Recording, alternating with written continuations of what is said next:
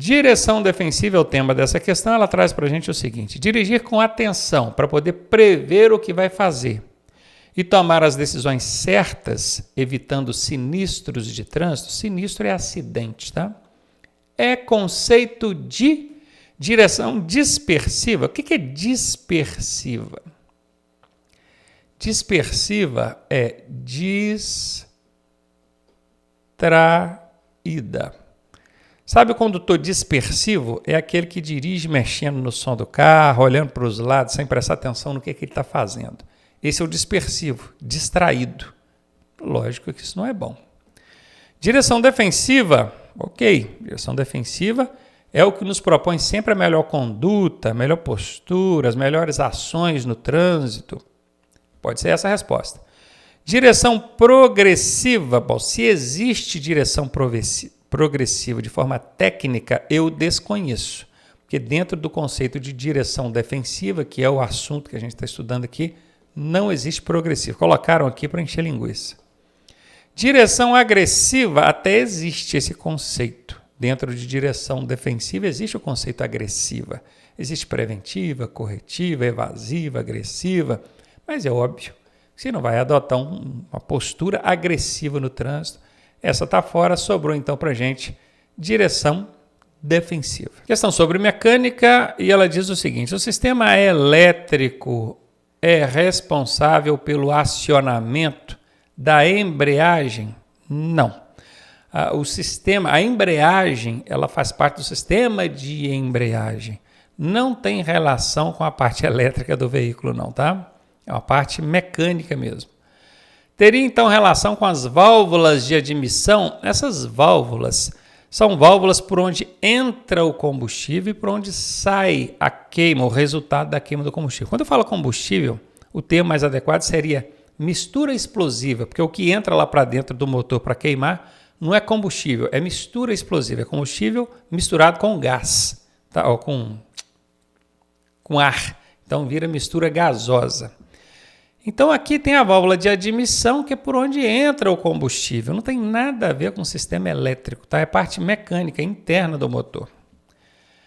Seria então responsável pelo acionamento da partida do veículo. Partida, pega ele na ignição, vira a chave para o motor funcionar, para o veículo funcionar. Tem relação com o sistema elétrico? Claro.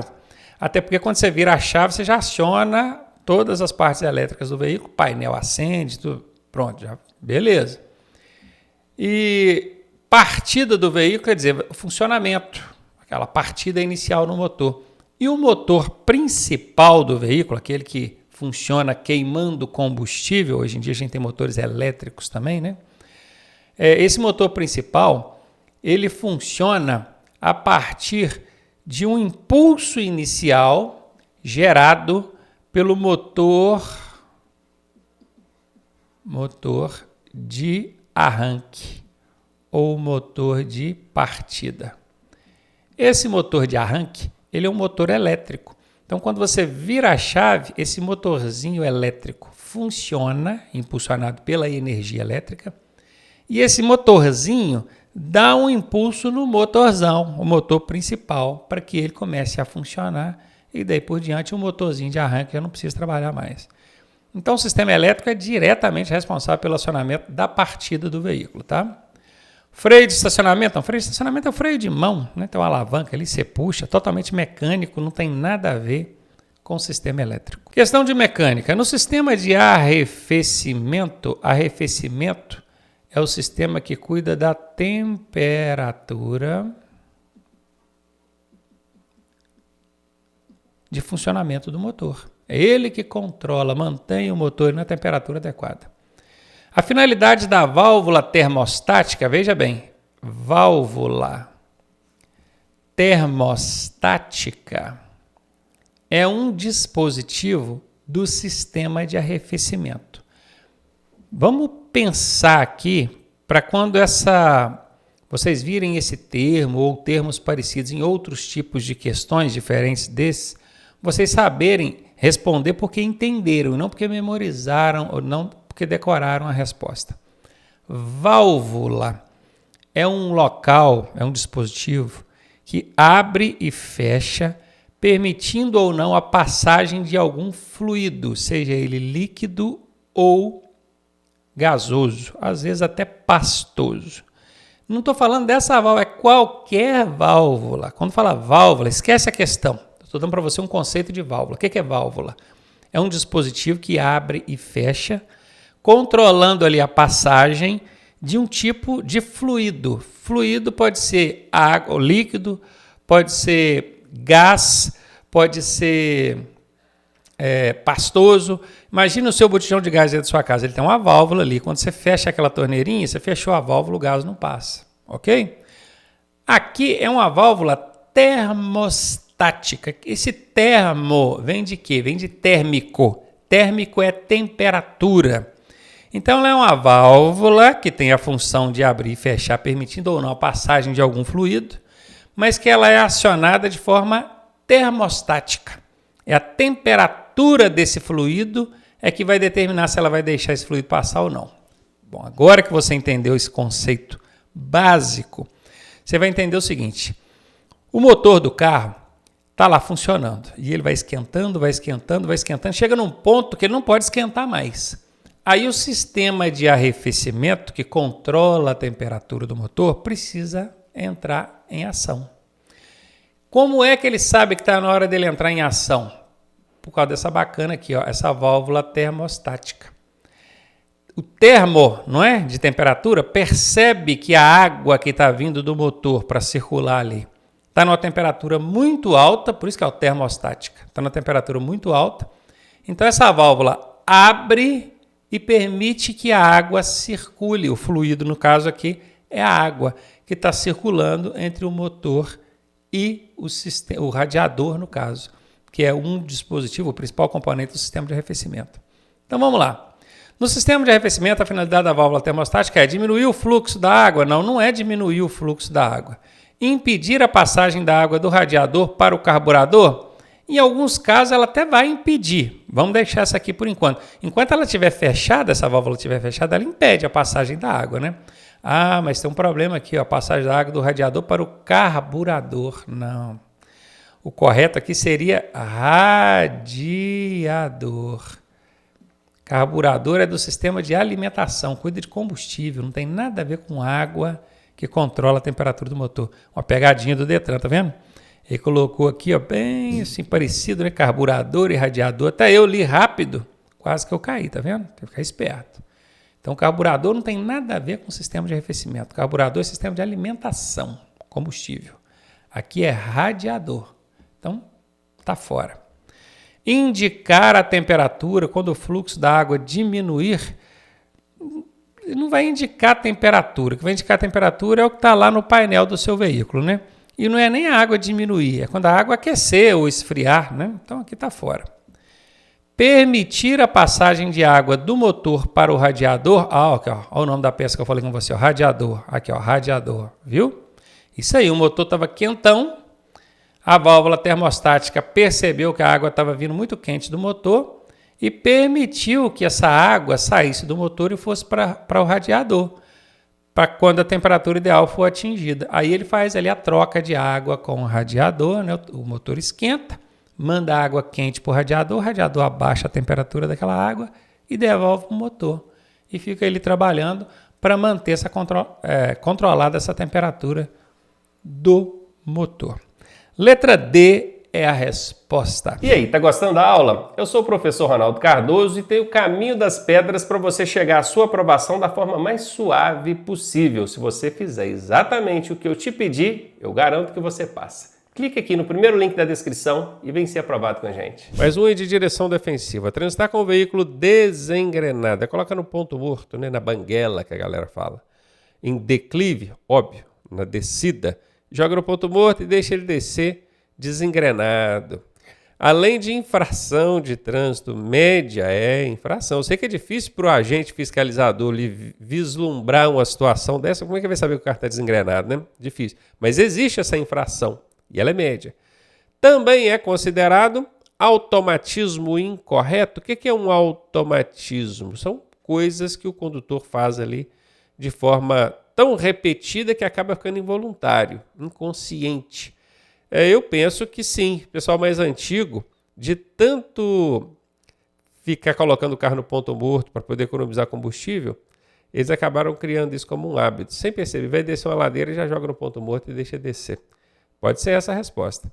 É um comportamento para economizar combustível? Olha, até funcionava muito antigamente, quando os veículos tinham um sistema de alimentação do tipo carburação, que usa carburador. Hoje em dia, com injeção eletrônica, se você fizer isso, se você jogar no ponto morto para descer a ladeira, além de perigoso, porque seu carro vai estar totalmente solto, sem a ajuda do freio motor, ele vai aumentar o consumo de combustível. Por incrível que pareça, ele vai gastar mais combustível. Então esquece essa ideia antiga e antiquada, que se não usa mais, além de perigoso, é infração e aumenta o consumo de combustível. Então aqui não funciona não. É um automatismo correto? Olha, nós temos aqui as chamadas irmãs brigonas, né? A letra A e a letra C são muito parecidas, então elas são irmãs. Só que uma fala que é automatismo incorreto, a outra fala que é automatismo correto. E existe um macete que eu sempre ensino, que é, quando você encontrar duas irmãs brigonas numa questão, a resposta tem que ser uma das duas.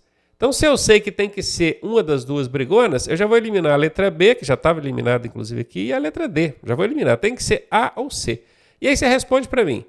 Colocar o veículo no ponto morto, desengrenado ali, na banguela, para descer uma ladeira, você considera incorreto ou correto? Incorreto, né, gente? Letra A. Acabei de mostrar aqui que é perigoso, é infração de trânsito e aumenta o consumo de combustível. Então, incorreto, sem dúvida. Essa também traz o tema sobre direção defensiva e ela nos pergunta o seguinte: uma das reações defensivas, reagir de forma defensiva de um condutor ao perceber a iminência de uma colisão frontal. Iminência quer dizer o risco de acontecer uma colisão frontal, uma batida de frente. É o quê? O que ele faz? Ele está bem dirigindo aqui, de repente vem alguém de lá para cá na direção dele, vai colidir frontalmente. O que ele faz? Deslocar-se para o acostamento da esquerda. Imagina que você está dirigindo, você vai lá para o acostamento da esquerda, atravessa a contramão toda e vai lá para a esquerda. Aumentar a velocidade? Não, né, gente? Aumentar a velocidade é aquela alternativa absurda que você já chega eliminando. Deslocar-se ao máximo para a direita da pista. Opa, então em vez de eu ir lá para a contramão da esquerda, eu vou para a direita aqui. Eu vou chegando para o canto aqui o máximo que eu puder. Parece que essa aqui é boa, né? Ou seria ligar o pisca-alerta? Vai resolver? Será que quem está vindo de lá para cá não está te vendo? Até que dá uma piscada no farol, tudo bem, mas ligar o pisca-alerta? Não iria nela não. E se vocês perceberem, essas duas aqui são bem parecidinhas. Deslocar para a esquerda, deslocar para a direita. O acostamento da esquerda ou a direita. São irmãs. Quando tem irmãs assim, irmãs brigonas, elas são irmãs porque elas parecem uma com a outra. E são brigonas porque uma fala uma coisa, a outra fala outra. E aí, eu vou para a esquerda ou eu vou para a direita? Para a esquerda não é legal. Você vai atravessar a contramão todo, parar lá no acostamento da esquerda, tá fora. Quando tem essas irmãs brigonas aqui, a resposta tem que ser uma das duas, tá? O macete é esse. Achou duas irmãs brigonas, já sabe, é uma ou outra que está certa. As outras duas alternativas você já elimina, beleza? Ficamos aqui com a letra C, deslocar-se para a direita da via. Direção defensiva. O que o motociclista deve fazer para assegurar a visibilidade e, com isso, evitar fechadas bruscas e sinistros? Para evitar que os outros fechem ele, dá uma fechada, muda de faixa, enfia na frente dele, e evitando até mesmo acidente. O que ele deve fazer? Manter limpo o visor do capacete. Para manter a visibilidade, manter limpo o visor do capacete parece ser uma boa ideia. Fugir dos pontos cegos dos outros veículos? Sim, ponto cego quer dizer, sempre tem aquele ponto que o motorista do outro carro ou do caminhão não consegue te ver ali, então evite esses pontos. Ver e ser visto? Ótimo, sim, também. Todas as respostas estão certas? Essa é a resposta. Lembrando que 80% das vezes que tivesse todas aqui, a resposta será essa, tá?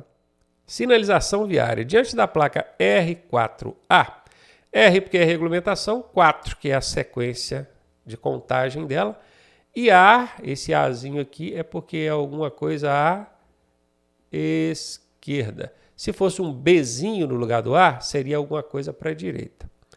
Bom, sabendo que é alguma coisa para a esquerda, já vou procurar nas alternativas alguma coisa à esquerda. Vamos ver? Esquerda. Pode ser essa a resposta.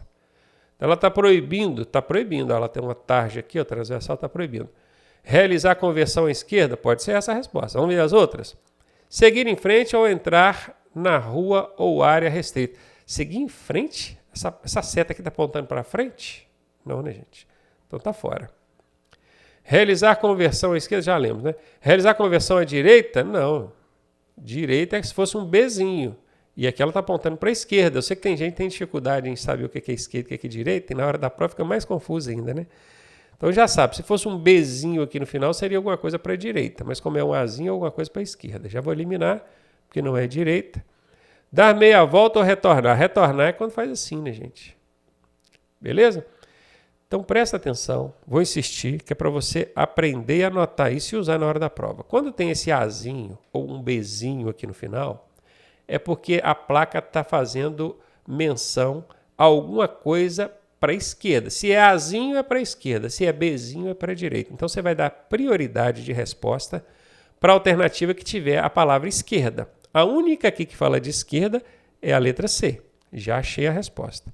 E você vai eliminar aquelas alternativas que falam de direita. Porque aqui nós estamos falando do Azinho. Azinho é esquerda, Bzinho é direita. Anota isso, pelo amor dos nossos filhinhos. Anotou? Azinho no final do código aqui é alguma coisa para a esquerda. Bzinho é alguma coisa para a direita.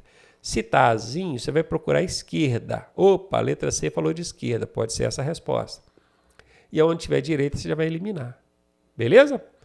E aqui ainda dá para aplicar um outro macete, que é o macete das alternativas brigonas. Você já ouviu falar desse macete? O que é o macete das alternativas brigonas? É quando tem uma brigando com a outra. Quando você perceber isso na questão, a resposta obrigatoriamente tem que ser uma das duas. Veja que na letra B fala realizar conversão à direita. E na letra C fala realizar conversão à esquerda. Opa, é para a direita ou para a esquerda? Tem que ser uma das duas. Elas estão brigando uma com a outra aqui, ó. Essas duas são brigonas. Quando você perceber que tem duas alternativas brigonas, você já pode chegar eliminando as outras duas que sobrarem, porque a resposta tem que ser uma ou outra. Esse é o primeiro macete que você tem que aplicar aqui nessa questão. Já elimina A e já elimina D. E já concentra aqui na B ou na C. Opa, essas duas brigonas aqui, eu já sei que uma das duas tem que ser a resposta. E aí, se você lembra do macetinho do A, você já sabe. Opa, A é a esquerda. Achei a resposta. Letra C, somebody love. Só nessa questão você aprendeu 2 macetaços aí, hein? Sinalização viária. Dirigindo por uma via urbana, ou seja, dentro do perímetro urbano, dentro da cidade, não é na rodovia, não. A uma distância de cerca de 50 metros de um cruzamento, você percebe a luz amarela do semáforo. Opa, ligou o amarelo. Nessa situação, você deve fazer o quê, gente? 50 metros. Eu estou no perímetro urbano. A velocidade ali normalmente é mais baixa, de 60 km por hora para baixo. Eu estou a 50 metros do semáforo e ele ficou amarelo. O que eu tenho que fazer? Ó, você deve fazer o quê? Acelerar para passar logo? É o que todo mundo faz? Não, né? É reduzir a velocidade, né, gente? Parar. Bora ver? Aumentar a velocidade do veículo? Não, está fora. Apesar de saber que todo mundo faz isso. Isso é errado.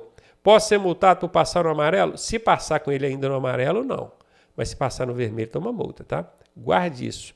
Tem muita gente que carrega esse mito, isso é um mito, de que passou no amarelo e foi multado no amarelo. Não foi multado no amarelo, porque não existe na legislação de trânsito brasileira multa para quem passa no amarelo.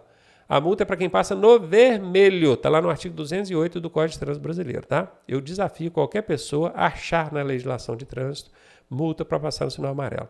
Ah, mas eu passei e tomei multa. Bom, pode ser que o semáforo ali, ou o sensor, estava com algum defeito, e aí você acabou tomando a multa no amarelo mesmo. Mas mesmo assim não vai tomar a multa no amarelo. Eu vou te falar por quê. Porque quando existe um defeito no equipamento, todo mundo que passar ali vai tomar multa. E aí o órgão de trânsito vai logo perceber, opa, está todo mundo tomando multa, o que está acontecendo? Ele vai ver defeito no equipamento. Então ele cancela as multas de todo mundo. Aliás, ele nem chega a fazer a multa, né? Porque primeiro o equipamento tira a fotografia e manda lá para a central. Aí o agente de trânsito que está lá vai analisar a situação e ver se de fato passou no vermelho. Inclusive tem isso, tá, gente? Na hora que você toma uma multa para avançar sinal vermelho, tem que vir uma fotografia na multa ali, mostrando a placa do seu carro passando e a luz no vermelho. Se não está no vermelho, se está no amarelo, meu amigo, não tem nem como, não existe, isso é mito, tá? Não tem como você tomar multa passando no amarelo. Manter a atenção, reduzir a marcha e parar? Essa é a resposta. Reduzir a velocidade do seu veículo e completar a travessia, reduzir a velocidade, beleza. Mas você vai passar com ele no amarelo? Não, né, gente? Mas não pode não, professor, até poderia, se você estivesse mais próximo, porque, tipo assim, 10 metros, 5 metros, ou debaixo já do semáforo, porque você não vai dar uma freada brusca que alguém pode colidir com a traseira do seu carro. Mas a 50 metros, tem que parar mesmo. Buzinar aqui, esquece. Passar? Não pode. Letra B de bola, a resposta. Sinalização viária. As placas TNA 02 e TAR 03, essas duas bacaninhas aqui, são do tipo... Qual é o tipo dessas placas? Regulamentação, atrativo turístico, educativo ou advertência? Questãozinha dada, né? Se cair desse jeito na prova, não pediu nem o significado, até porque já tem um significado aqui dentro, né? Não pediu nem o significado. Só perguntou, elas são de que tipo? Que grupo de placas é essa? São placas de atrativos turísticos, né? Praia, parque urbano, todas essas placazinhas de cor marrom são de atrativos turísticos. Mais um aí de sinalização viária. Diante da placa R19, essa placa aqui, ó, você deve reduzir a velocidade? Não, essa placa aqui não te obriga a reduzir a velocidade, não. Essa placa aqui apenas te mostra, regulamenta a velocidade máxima para a via. Então, se você tiver a 80 ou menos, você deve reduzir a velocidade? Não faz sentido. Aí, se eu tiver a mais de 80, mas aí tem que ter o se aqui na questão, né? Não tem o se.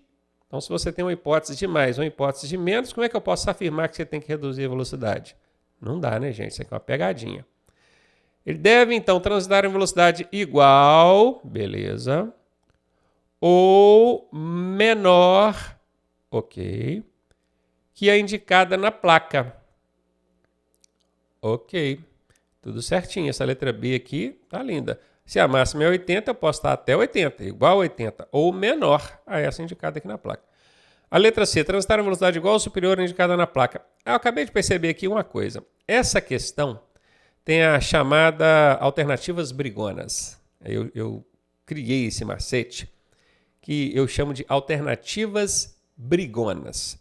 Tem uma brigando com a outra. E como é que é isso? Como é que eu identifico esse alternativas brigonas numa questão? É quando duas alternativas são muito parecidas, porém uma desmentindo a outra, uma contradizendo a outra em algum ponto ali. Elas são muito parecidas, mas num ponto uma está contradizendo a outra. Quando isso acontece, quando você encontra essas alternativas brigonas numa questão, você sabe que a resposta tem que ser uma das duas brigonas. Sacou isso aí? Isso é um macetaço, hein? Com isso, eu não precisaria nem ler a letra A e a letra D. Eu já ia eliminar. Porque eu sei que a B e a C, olha, são muito parecidas com a única diferença, ó. Transitar em velocidade igual ou menor à indicada na placa, transitar em velocidade igual ou superior à indicada na placa. A diferença está aqui, ó, nesse ponto aqui, ó. Eu devo transitar em velocidade igual ou superior à indicada na placa, ou eu devo transitar em velocidade igual ou menor que a indicada na placa? Letra B de bola, porque isso aqui é a máxima, como é que eu posso transitar em velocidade superior a ela? Sacou? Então, anotou aí? Macete das alternativas brigonas, sabendo que uma das duas tem que ser a resposta. Só identifica onde é que está o erro, elimina e fique com a outra.